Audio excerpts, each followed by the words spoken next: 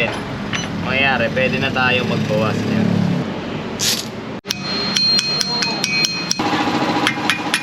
Puputol pa yan. Nakita mo na. Alright. Palit tayo ng sprocket set. 25,000 na ang kilometers na tinakbo ng ating motor at 1.5 years na siya. Okay. Nakuha ko siya May 2022 ata or June. Either 18 or 19 months na to. At yung kanyang kadena at sprocket ay palitin na no. Ipapakita ko sa inyo yung video kung ano ba yung itsura na ng sprocket natin. Lalong-lalo na itong rear sprocket natin sa likod.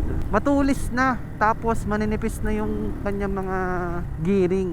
Ang tendency niyan, possible na kaskasin niya rin yung kadena. At the same time, pwedeng kumalas yung kadena kasi nga maninipis na yan eh. Hindi na ganun kasikip yung kadena, 'di ba? Tapos yung kadena natin, ganun na rin. Siyempre, vice versa yan na yun eh. Kumbaga, kinakaladkad na rin niya yung sprocket eh. Kinakaskas niya na rin yung sprocket.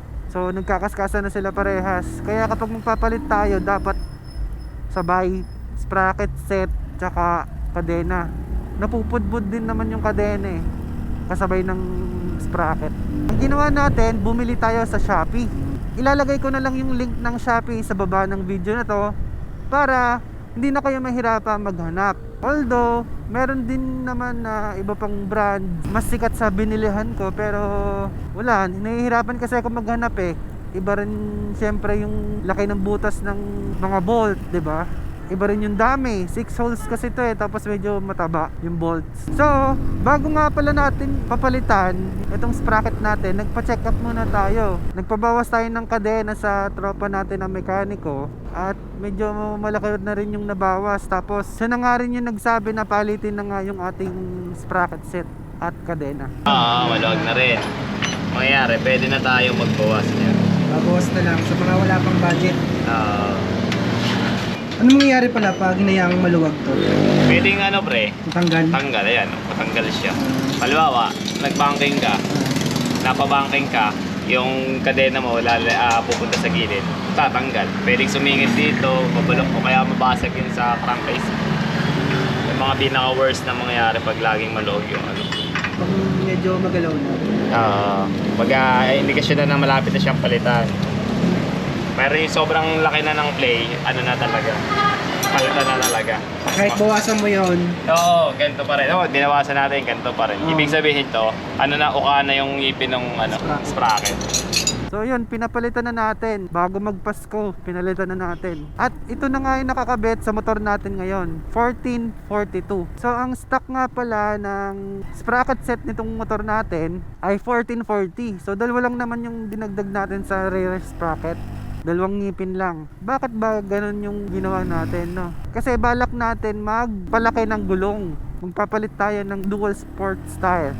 Kasi yun yung bagay sa build natin, no? Adventure Scrambler type yung ibinibuild natin dito sa ating QACR 152. Tapos, bukod pa dun sa paglaki natin ng gulong, ngayon pa lang sobrang bigat na ng motor natin.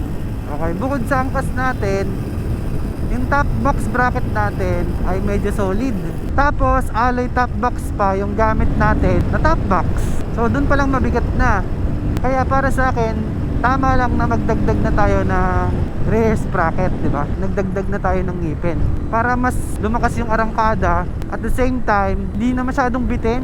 Nabibitin kasi ako, lalo pag from zero, paakyat pa, di ba? So mabibitin ka talaga. So feeling mo, hindi nagre-response masyado yung throttle mo o yung makina. Ilang araw na rin natin gamit, okay? Almost 2 weeks na nagamit natin itong sprocket set na to. At okay naman, no?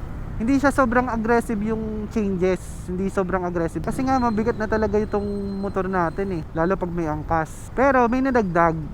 Hindi na siya hirap sa arangkada. Tapos, konting throttle mo lang, nagre-response na siya agad.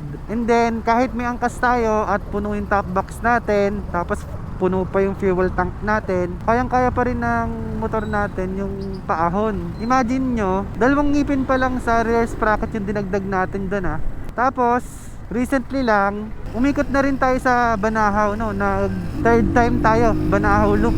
So dumayo muna kami ng Pagbilao, Quezon. So sa zigzag road, sa old zigzag road. Eh alam nyo naman na sobrang tarik doon, di ba? So kaya-kaya ng motor natin yung tarik nung daan na yon, kahit may angkas at maraming laman yung top box natin.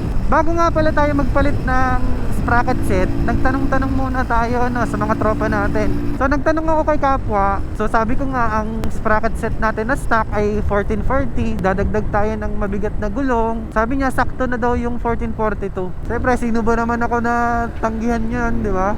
Si kapwa na yon, Lord of the underbone yun eh, di ba? Nagdadrag pa siya ngayon. Hindi na siya nahihigit. Okay, very good. O nga pala, napansin din ng mekaniko natin dun sa kasa. Tinanong ko sa kanya bakit maingay yung makina natin, lalong lalo na sa start up, no, sa umaga. Pakinggan mo. Nga.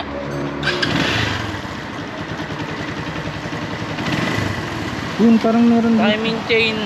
Sa yung timing chain o tensioner. Pagbalik mo na lang next time, check na lang yung timing chain kung lundo or tension na kailangan pagka. Pag tensioner, mabilis lang gawin. Bibili ng tensioner. Pagka timing chain, matagal. Mag-order pa tayo timing chain. Okay.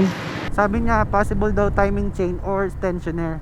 So, nakabili na ako ng tensioner. So, papakabit na lang natin. So, kung timing chain, sa kanila lang daw nabibili yun. Pero try pa rin natin maghanap. Kasi, by order pa yun eh. Yung timing chain dun sa kasa. Abangan nyo nga pala kasi i-vlog din natin yun. So kung matagal na kayong followers ng ating channel, nung scooter pa tayo, 6 na taon kasi tayo nag MIUI 125, no? So ang ginawa nating content dun, nagpalit-palit tayo ng flyball combination, tsaka ng springs, ng RPM ng mga springs natin, center and clutch spring. So dito, ganun din gagawin natin, no? Papalit-palit din tayo ng sprocket combination. Tapos, itatry natin yung fuel consumption at saka yung arangkada. I-review natin yung performance. At yun lang muna sa ngayon. Again, this is JZ Vlogs. See you sa next video. Atin yan eh.